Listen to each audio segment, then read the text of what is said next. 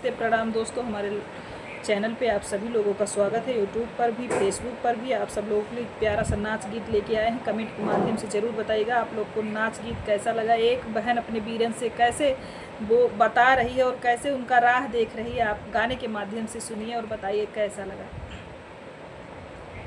फटी जई है नैहर के साड़ी, बीरन तोहरी रहिया निहारी। फटी जई है नैहर की साड़ी, बीरन तोहरी रहिया निहारी।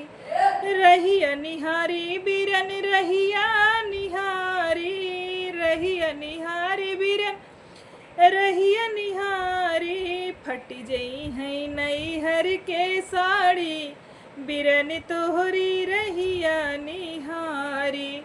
ससुरे में सास मोरी मनहु न भावई, ससुरे में सास मोरी मनहु न भावई। नैहर में मम्मी बड़ी प्यारी, बीरन तोहरी रहिया निहारी। नैहर में मम्मी बड़ी प्यारी, बीरन तोहरी रहिया निहारी। फट जई है नैहर की साड़ी, बीरन तोहरी रहिया निहारी।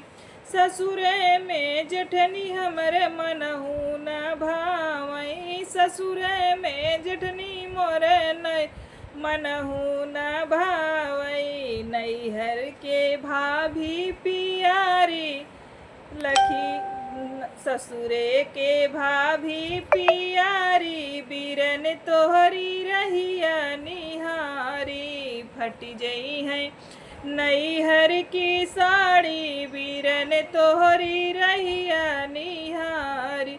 ससुरे के ननद मोरे मनहु न भावई, ससुरे के ननद मोरे मनहु न भावई। नैहर के बहन प्राण प्यारी, बीरन तोहरी रहिया निहारी।